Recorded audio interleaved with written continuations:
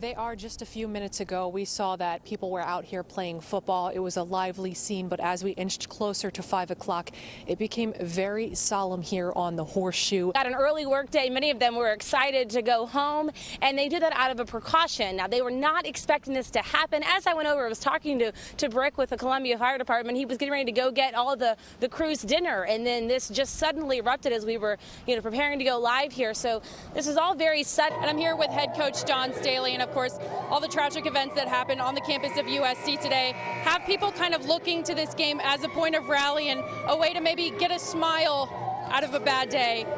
Well, a lot of students, it's the buzz around campus, of course, and for students that have been here at SC State for some years now, this isn't anything out of the ordinary. We've been talking about staying off those roads all morning long, but I really don't even know if it's safe to walk outside. Take a look at what we're dealing with. This is the scene across the area. I mean, this is hard ice. You see my boots just slide right on it. I've been skating since I was, like old enough to stand on a skateboard. I started when I was like 11 years old. I'm 24 right now. I've been skating for about 5 years.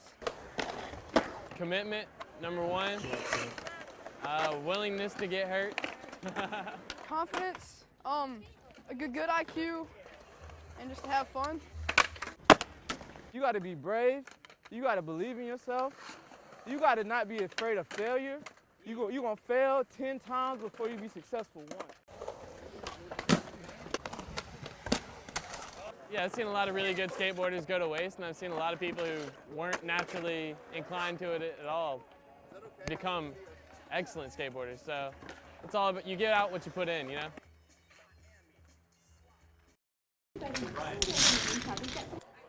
here today because the tag team, they're having a competition between who can build the tallest Lego tower.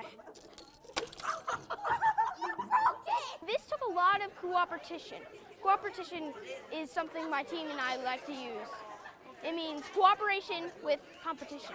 To work together, it means that you have more people doing one thing. And if you just have one person, it'll take a long time. But if you have multiple people, it'll go quickly. You're together and you're not alone. Your teammates are there to help you if you mess up or something.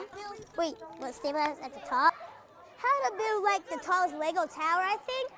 Just so that it would support itself, you have to build it wide at the bottom, so that if you build it too thin and it's too tall, it might fall over. But if it has a bigger base and it's tall, it's really supported so it can stand up. It just takes imagination and a healthy, or actually it just takes imagination, and if you believe you can do it, you can build amazing things. Okay, you're mad. Action. We are shooting the first episode of The Trunk,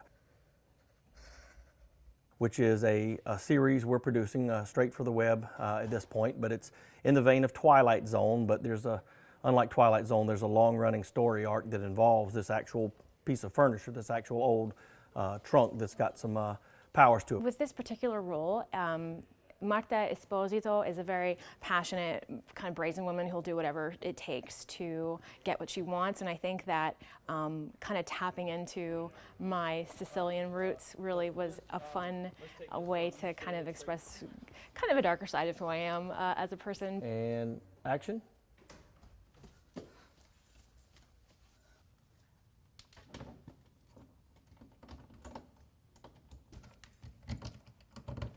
We've got 3 more episodes before the end of the year planned, and our goal is to get a wider distribution for it, and we think if we do our job like we're doing it right here today, that'll be forthcoming. This is homegrown South Carolina art happening right here in our backyard, and that has not happened before to this level. So I think to to really enjoy the film, like be entertained by the film, but also kind of realize like, wow, this is happening, like this is here, this is local, and that's really amazing. Nailed it. Got it.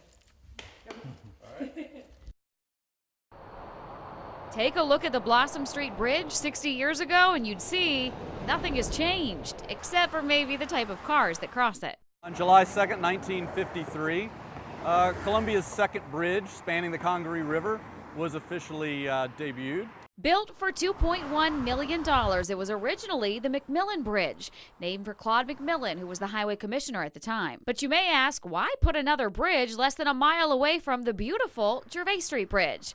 The answer is easy, according to Historic Columbia's John Scherer. And it was designed to take about half of the traffic off of the Gervais Street Bridge, which at that time was about 34,000 cars per day. Like so many of the things you use every day, you take it for granted until you think about what life would be like if you didn't have it. I think you'd have a great deal of bottlenecks trying to get in and out of the capital city, probably every hour of the day.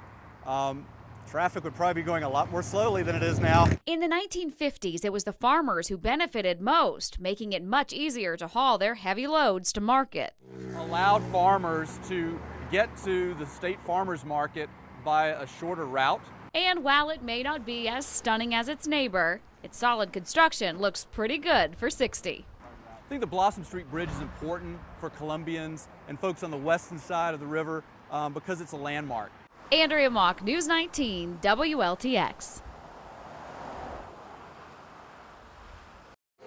This event allows our community to come together. If you can start passing out peaches, it really takes the whole community to put on a festival of this magnitude. I feel like they're actually helping us give back to the community. And I just like seeing their faces. And if you see big chunks like this, you need to break them up, okay? Yeah. She actually started when she was a toddler and she could walk. She started passing out peaches. And that's just what she loves to do. She loves to wash the peaches and pass them out to everybody. As a mother, it makes me very honored and proud that she's unselfish and she's willing to give back to do this. I feel really good because they help me out and tell me what I need to do. It's an honor to be able to continue the legacy that many of our ancestors here in Gilbert and many of our community leaders started so many years ago. This is our 55th annual Peach Festival, and many of them are no longer with us, so it's an honor to be able to continue the legacy that they started 55 years ago.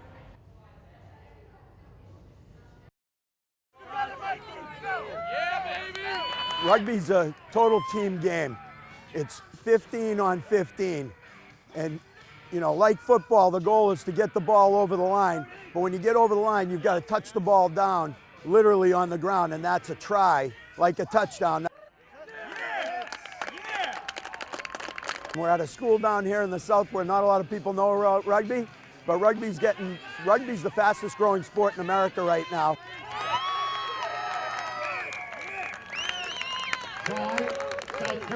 What I like about this today is we got a beautiful day down here. We got, of course, the great Southern hospitality, and you know the Gamecocks are winning big, so this is a good game all the way around.